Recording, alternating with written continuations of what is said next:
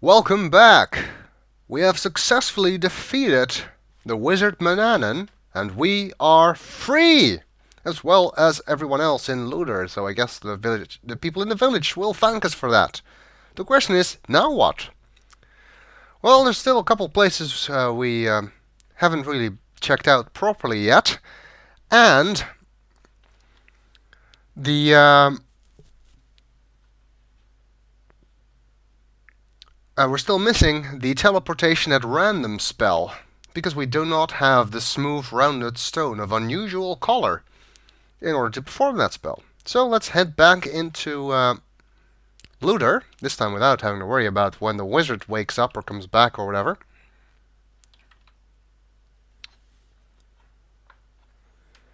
And we can actually listen to the chickens now that we have the understanding the animal spell.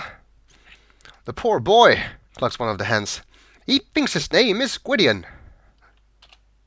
Wouldn't be surprised to find out he's a prince, replies the other hen. Wouldn't he be surprised to find out he's a prince?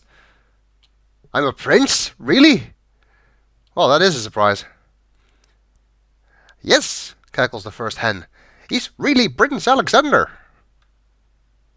I am? Prince Alexander? I am? The chickens pay no attention to you. Also, we cannot actually talk to them. Remember the description of the spell. You can only understand chickens or animals. You cannot talk to them. It's a bit annoying, though. We need more information. I mean, okay, my name is apparently Alexander and I'm a prince, but what? Prince of Ludor? Prince of England? We don't know.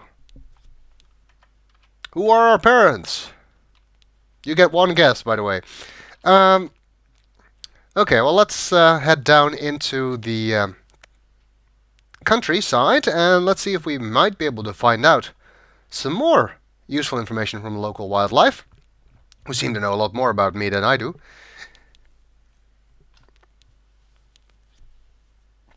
And of course, we're not going to walk down the path, we're going to use the map. Oh, and I don't have the map. I need to get my stuff first. I forgot. Of course, we won't have to hide anything there again, because now there's no reason to anymore. And we can sleep in the master bedroom if we wanted to, which we don't. Goodbye, old bedroom. We'll never need you again. Dropping to your knees, you reach under the bed and retrieve all of your possessions. This is a bit annoying, by the way, because there's no way to tell what is under the bed. So if you don't know, you can just type get items. You have to remember everything you put under the bed and get it back one by one.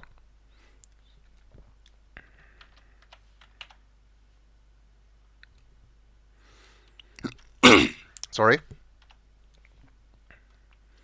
Okay, actually we don't need to go outside. We can use the map from here. There's apparently some locations here that we have not been yet, and we want to fill in the map completely, of course. So let's teleport. Alexander feels a strange pulling sensation. I used that line before, now you know why. Because this is Alexander.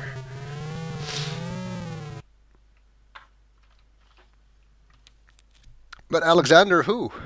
We don't know yet. Hey there, people of this town! We've saved you! They don't care. This is one of the places we apparently haven't been yet, because it was still black on the map. This is south of the cave with the spider web, which you cannot see from here for whatever reason.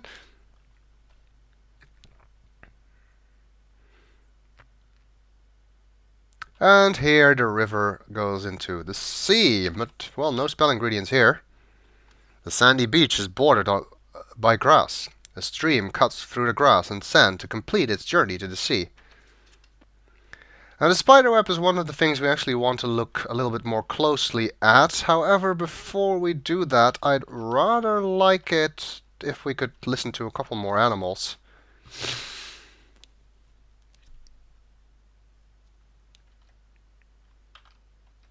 Can we talk to the spider? I don't think so, but anyway.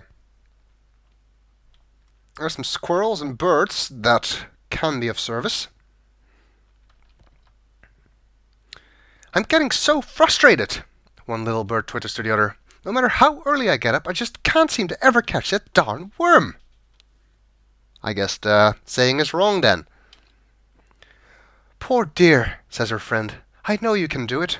You can't let a dumb worm outsmart you. Ha! The first bird laments. That's easy for you to say. I bet you've never even tried.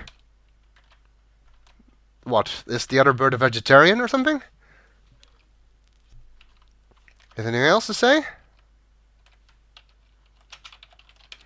You see two pretty birds looking at you. Maybe if you're quiet, you'll hear them. Best be quiet then. I'm not sure if they say more than one thing if you stay on the screen. I guess not. I'm gonna save because, well, the bandits are still roaming around here somewhere. Hey, squirrels.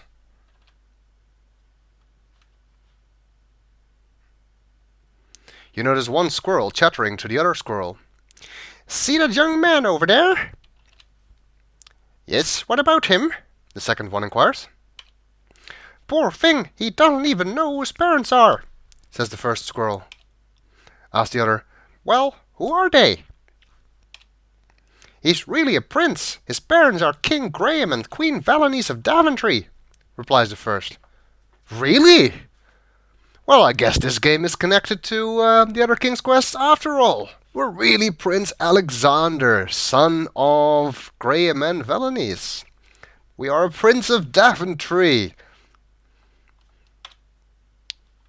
And thus the secret is revealed. Note that you don't really need to listen to the animals to figure this out.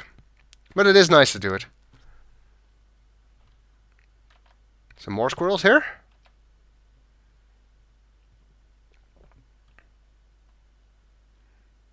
Not sure if they have anything else to say. We basically know what we need to know now, but some of the things they say are a bit funny sometimes, so they're not very talkative. I think there's actually some snakes that you can listen to, maybe in the desert somewhere. Not sure. Or the lizards, yes. That was it, I think. Oh. But they left. Oh well, whatever. Hey, more birds. They seem to be cheering. So why can't we understand them? Come on.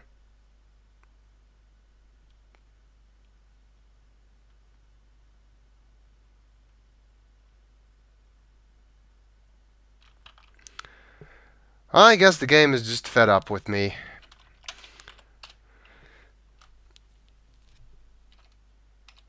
We want to go here to the spider web to look at that a little bit closely, more closely. But how can we get past this spider web? And this is another thing that is unfortunately rather obscure. Saving just in case.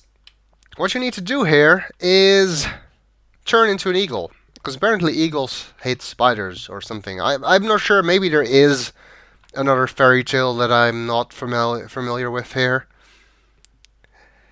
Like the three billy goat scruff thing in King's Quest 1. I do not know. Well, we did pick up the eagle feather on our way back last time, so let's dip eagle feather in essence. Note this is the third and therefore last time that we can use the essence. Or if we fly into the spider web, you swoop close to the spider web and find a huge spider guarding the entrance, taking her in your beak, and you vow to get rid of her once and for all.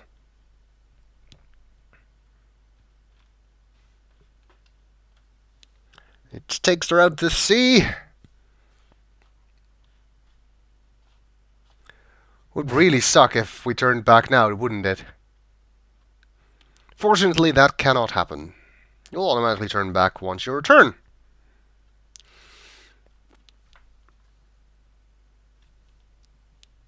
And somehow the web ends up broken. God knows how. Your magic spell is wearing off. Your magic essence is all gone. So that means we cannot turn into a fly or eagle again. Now the other 2 times we used it to overhear the robbers and to get a look inside the tree are not strictly necessary. So if you didn't do those, you'll miss out on some points, but you will be able to use the fly spell later on to help you with something, where we will have to find another solution. But for now, let's take a look what awaits us in this dark cave. Might it be death? It's not, but still. You've entered the cave of the Oracle. You're almost afraid to speak. Why is there an oracle hidden behind a giant spider in the middle of this weird country? I don't know. Is this an oracle? Looks more like a giant sphere. Oh, there's the oracle. I can't move. The oracle remains silent for a long time. Finally, you hear a hollow voice that seems to come from far away.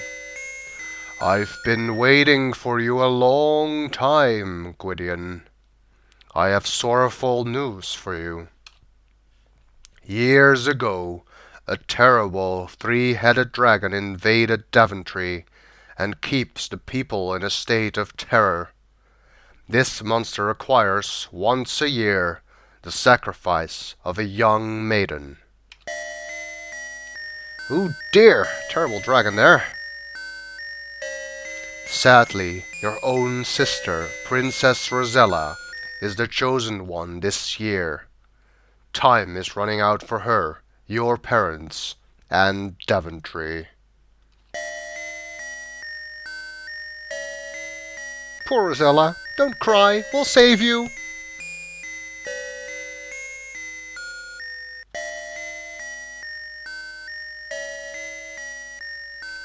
You, Gwydion, the hollow voice continues, are the only one who can save them. But you must hurry. I have something to give you, the small stone of ember. Use it wisely, my friend.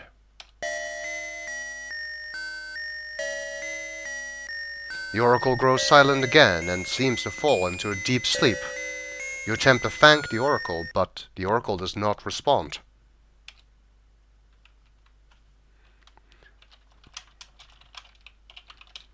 The oracle appears to be deep in meditation. The clear, polished ball of crystal rests upon a stone dais. Within it you see a kaleidoscope of bright colors and flashing lights, occasionally blurred by dark, ominous shadows. You have entered a cave of the oracle, whose image shimmers indistinctly above a crystal ball. Can we walk behind it? Yes.